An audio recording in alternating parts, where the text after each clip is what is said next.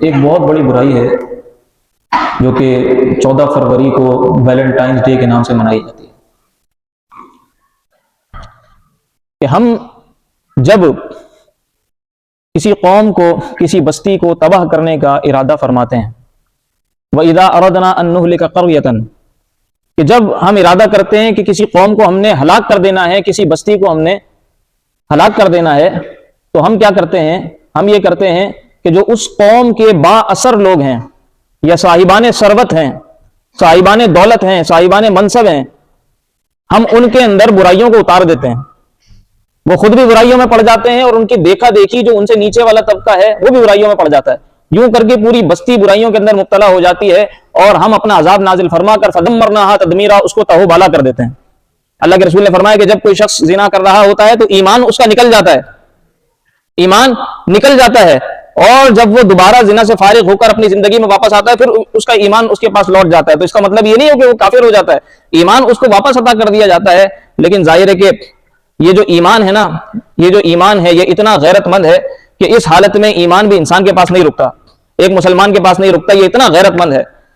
قل للمؤمنین یغضوا من ابصارهم ويحفظوا فروجهم، اے نبی آپ مومنوں کو حکم دے دیں کہ اپنی نظروں کو جھکا کر رکھا کریں اور اپنی شرمگاہوں کی حفاظت کیا کریں۔ اسی طرح عورتوں کو بھی کہا وقل للمؤمنات یغضضن من ابصارهن ويحفظن فروجهن، کہ اپنی آنکھوں کو جھکا کر رکھا کریں، عورتوں سے بھی کہہ دیں اور اپنی شرمگاہوں کی حفاظت کیا کریں۔ اور اسی طرح اللہ کے رسول نے فرمایا کہ ہاتھوں کا بھی ایک زنا ہے، اور ہاتھوں کا زنا یہ ہے کہ اس سے حرام چیز کو پکڑے، پاؤں کا بھی زنا ہے، پاؤں کا زنا یہ ہے کہ حرام جگہ کی طرف جائے، حرام کام کی طرف چل کر جائے، اور آنکھوں کا بھی زنا ہے، آنکھوں کا زنا یہ ہے کہ حرام چیز دیکھے، اور منہ کا زنا یہ ہے کہ وہ حرام چیز کو منہ لگائے۔ تو ہر چیز کا ایک زنا ہے۔ تو جس طرح ایک باپ کا درد ہوتا ہے، جس طرح ایک بھائی کا اپنی بہن کے لیے درد ہوتا ہے، اسی طرح کا درد ہمیں ہر مسلم عورت کے لیے ہونا چاہیے، اسی طرح کا درد ایک عورت کو ہر مرد کے لیے ہونا چاہیے، اس لیے کہ اگر وہ ہماری سگی بہن نہیں ہے، اگر وہ ہماری سگی بیٹی نہیں ہے تو کسی نہ کسی کی تو بہن ہے، کسی نہ کسی کی تو بیٹی ہے۔ ہم کیوں کسی کی زندگی برباد کرتے ہیں؟ ہم کیوں اپنی عاقبت بھی برباد کرتے ہیں؟ نبی علیہ الصلوۃ والسلام نے ارشاد فرمایا کہ کوئی آدمی کسی عورت کے ساتھ تنہائی اختیار کرے، اس سے بہتر یہ ہے کہ اس کے سر میں بڑی سی کیل گھونپ دی جائے۔ مجھے علامہ اقبال نے کہا تھا کہ اٹھا کر پھینک دو باہر گلی میں، نئی تہذیب کے انڈے ہیں گندے۔ تو اصل بات یہی ہے کہ ہر چیز آنے والی بھلی نہیں ہوتی، وہاں رک کر ہمیں ایک دین کا، شریعت کا پیمانہ لگا کر اس کو چیک کرنا ہوتا ہے کہ کیا ہم اس کو اختیار کر بھی سکتے ہیں یا نہیں کر سکتے۔ دین کی یہی برکت ہے۔ مغربی رسوم و رواج اور کچھ غیروں کی اقدار وہ ایسی رائج ہو گئی ہیں، رچ بس گئی ہیں کہ ان سے جان چھڑانا ایک بہت مشکل کام ہوتا جا رہا ہے۔ خصوصاً نوجوان طبقہ وہ ہر نئی چیز کی طرف لپکتا ہے اور اس کی طرف مائل ہوتا ہے، اور سوشل میڈیا کے آنے کے بعد تو یہ مسئلہ بہت زیادہ بڑھ گیا ہے۔ لوگ جس چیز کو دیکھتے ہیں، جو ٹرینڈ کر رہی ہوتی ہے، اس کی طرف مائل ہو جاتے ہیں، اس کی طرف لپک جاتے ہیں۔ اور چونکہ انسان فطرتاً جلد باز بھی ہے اور ہر نئی چیز کو بہت جلدی قبول کرنے والا بھی ہے یا اس کی طرف لپکنے والا بھی ہے، یہ انسان کی فطرت ہے۔ تو ایک دین ہے جو ان برائیوں سے انسان کو بچا لیتا ہے۔ ہر بری چیز، ہر نئی چیز کی طرف لپکنے سے پہلے جب بندہ دیندار ہوتا ہے تو وہ رک کر پہلے اس کو اپنے دین کی اقدار پر رکھتا ہے، سوچتا ہے، پرکھتا ہے، پھر فیصلہ کرتا ہے کہ میں اس کو قبول کروں یا نہ کروں۔ لیکن جو دین سے دور ہو، دین کی سمجھ بوجھ نہ ہو، نہ خوف خدا ہو، نہ شرم نبی ہو، تو پھر وہ شتر بے مہار کی طرح ہر طرف جا کر لپکتا ہے اور ہر طرف ٹکر مارتا ہے۔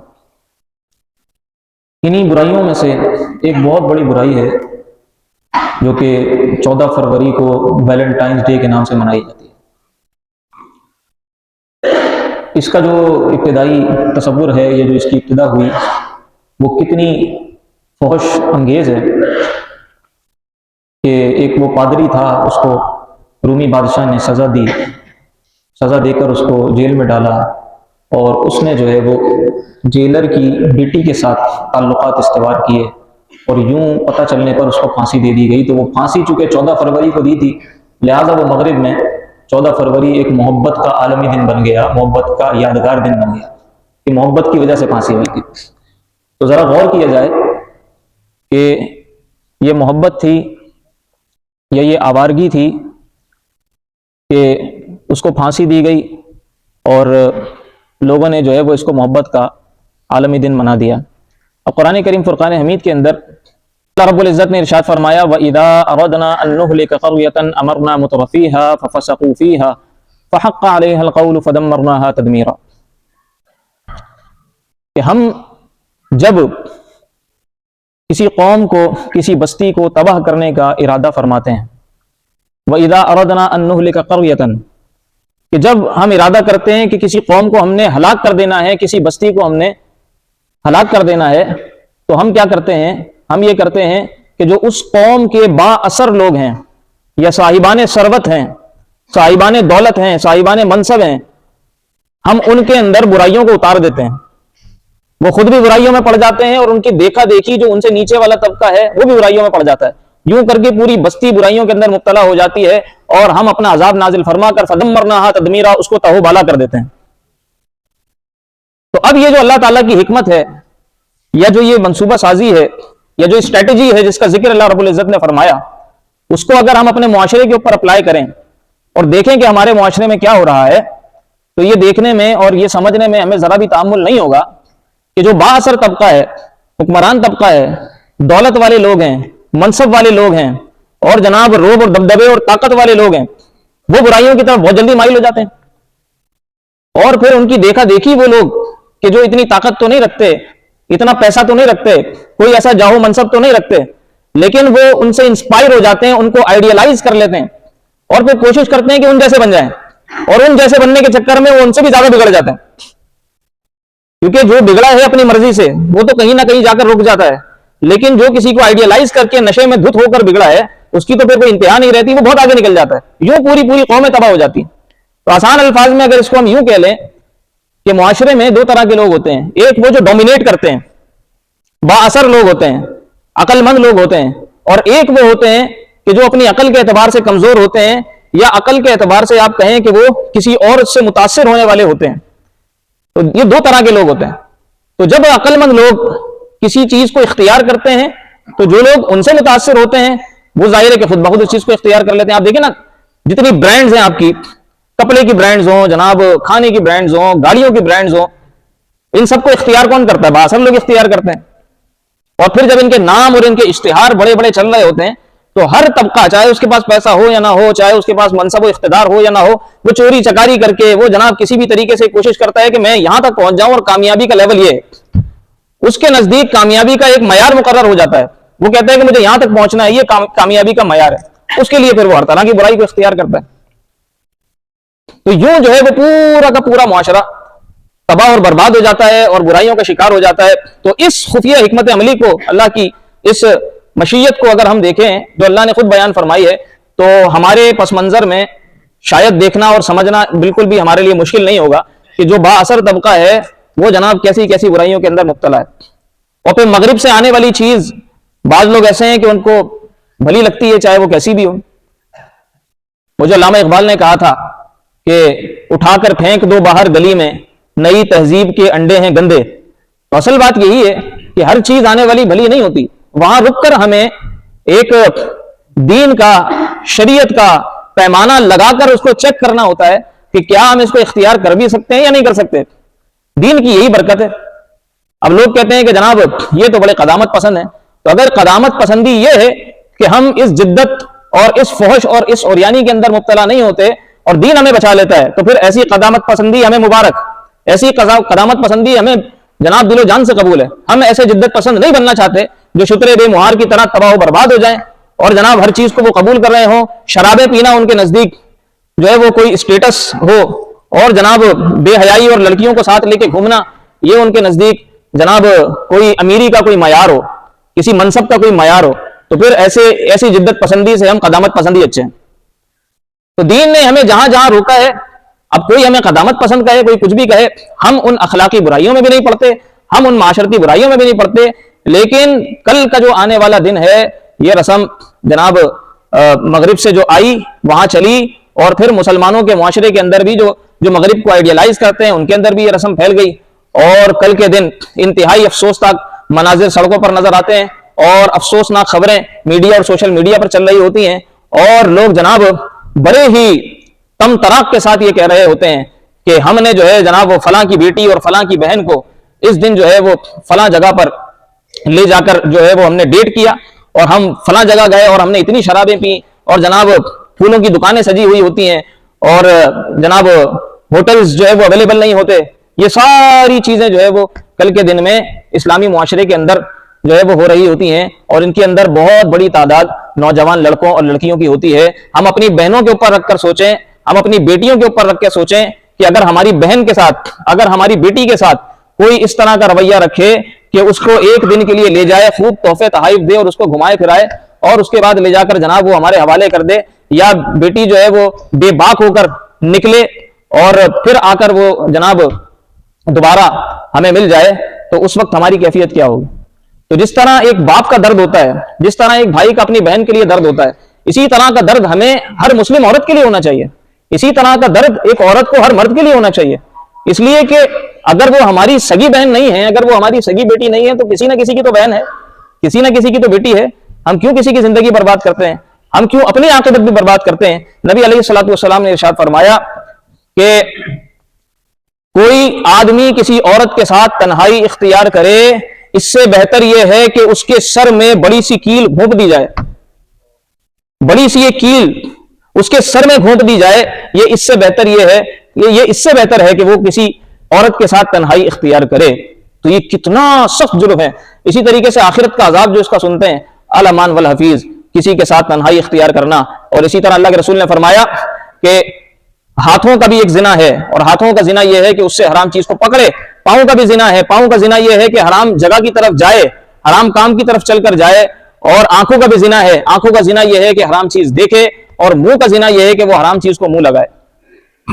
تو ہر چیز کا ایک زنا ہے۔ اگر منہ سے کوئی کچھ کام نہیں کرتا، آنکھوں سے دیکھتا ہے، تو اس کی آنکھیں زنا کر رہی ہیں۔ اگر وہ ہاتھوں سے کوئی حرام چیز پکڑتا ہے، حرام چیز کی طرف ہاتھ ڈالتا ہے، ہاتھ بڑھاتا ہے، تو اس کے ہاتھ زنا کر رہے ہیں۔ ہمارے دین نے، ہماری شریعت نے جو فساد کے دروازے ہیں وہی بند کر دیے ہیں، فساد کی جڑیں ہی کاٹ دی ہیں۔ اسی لیے قرآن کریم نے فرمایا وَلَا تَقْرَبُوا الزِّنَا، زنا کے قریب بھی مت جانا۔ یہ بھی فرمایا کہ زنا مت کرنا، لیکن فرمایا کہ زنا کے قریب بھی مت جانا، بدکاری کے قریب بھی مت جانا، اس لیے کہ قریب جو جاتا ہے تو پھر اس میں پڑ بھی جاتا ہے۔ قریب بھی مت جانا، اس کو دواعی زنا کہتے ہیں۔ تو اگر کوئی کسی برائی کے اندر اس طرح انوالو نہیں بھی ہوتا کہ کوئی بدکاری کر رہا ہو، لیکن بدکاری کرنے کا ماحول تو بناتا ہے، دیکھتا تو ہے، کسی کے پیچھے بھاگتا تو ہے، ایسا شخص بھی وہ دواعی زنا کی طرف بھاگ رہا ہے۔ اور اگر اس نے توبہ نہیں کی، اگر دل میں اللہ کا خوف پیدا نہیں ہوا، تو وہ دن دور نہیں ہے کہ وہ زنا میں بھی پڑ جائے گا۔ اس لیے ہمارے دین نے اس کو دواعی زنا سے بھی روک دیا ہے کہ کسی کی طرف، کسی غیر محرم کی طرف آنکھ اٹھا کر بھی نہیں دیکھنا۔ قرآن کریم نے فرمایا سورہ نور کے اندر جو آیات مبارکہ ہیں کہ قُلْ لِلْمُؤْمِنِينَ يَغُضُّوا مِنْ أَبْصَارِهِمْ وَيَحْفَظُوا فُرُوجَهُمْ، اے نبی آپ مومنوں کو حکم دے دیں کہ اپنی نظروں کو جھکا کر رکھا کریں اور اپنی شرمگاہوں کی حفاظت کیا کریں۔ اسی طرح عورتوں کو بھی کہا وَقُلْ لِلْمُؤْمِنَاتِ يَغْضُضْنَ مِنْ أَبْصَارِهِنَّ وَيَحْفَظْنَ فُرُوجَهُنَّ، کہ اپنی آنکھوں کو جھکا کر رکھا کریں، عورتوں سے بھی کہہ دیں، اور اپنی شرمگاہوں کی حفاظت کیا کریں۔ ہمارے دین نے وہی جو میں دواعی زنا کا ذکر کر رہا تھا، یعنی فساد کا دروازہ ہی بند کر دیا ہے۔ یہ بھی فرمایا کہ وَلَا يُبْدِينَ زِينَتَهُنَّ إِلَّا مَا ظَهَرَ مِنْهَا، کہ اپنی زینت کو ظاہر بھی نہ کریں، زور سے پاؤں مار مار کے بھی نہ چلیں۔ کوئی اگر انہوں نے زیورات پہنے ہوئے ہیں تو ان کی زیورات کی آوازیں بھی غیر محرم مرد نہ سن رہا ہو۔ ایسا نہ ہو کہ زیورات کی آواز سن کر ہی وہ اس کی طرف مائل ہو جائے اور اس سے بات کرنے کی کوشش کرے۔ یہاں تو جناب پرفیوم لگا کر عورت نکلتی ہے، الامان والحفیظ،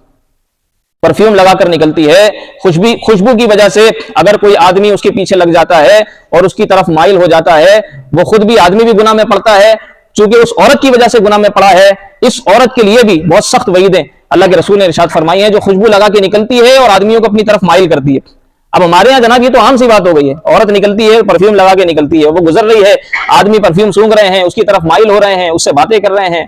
اور جناب ایک عجیب تباہ کن ہمارا یہ معاشرہ بنتا جا رہا ہے۔ اللہ رب العزت سے دعا ہے کہ اللہ کریم ہمیں تمام معاشرتی، معاشی، اخلاقی برائیوں سے نجات عطا فرمائے۔ اگر کوئی کسی چیز کے اندر زنا میں، دواعی زنا میں، شراب میں، اس میں بھی کوئی شک نہیں ہے، شراب کی جو حرمتیں ہیں، جوئے میں لوگ پڑے ہوئے ہیں، جوئے کی جو حرمتیں ہیں، اور جتنی برائیاں اس موقع پہ، کل کے موقع پہ، یا کسی بھی موقع پہ ہمارے معاشرے کے اندر رائج ہیں، تو ان میں جو لوگ پڑے ہوئے ہیں وہ اللہ کی بارگاہ میں حاضر ہو کر توبہ کر لیں. ایسا نہ ہو موت کا کوئی وقت مقرر نہیں ہے, کچھ نہیں پتا کہ کس حال میں کون اللہ کے پاس چلا جائے اور جو ہے وہ پھر اس کے بعد اس کا انجام بہت خطرناک ہو جائے. اللہ کے رسول نے فرمایا کہ جب کوئی شخص زنا کر رہا ہوتا ہے تو ایمان اس کا نکل جاتا ہے,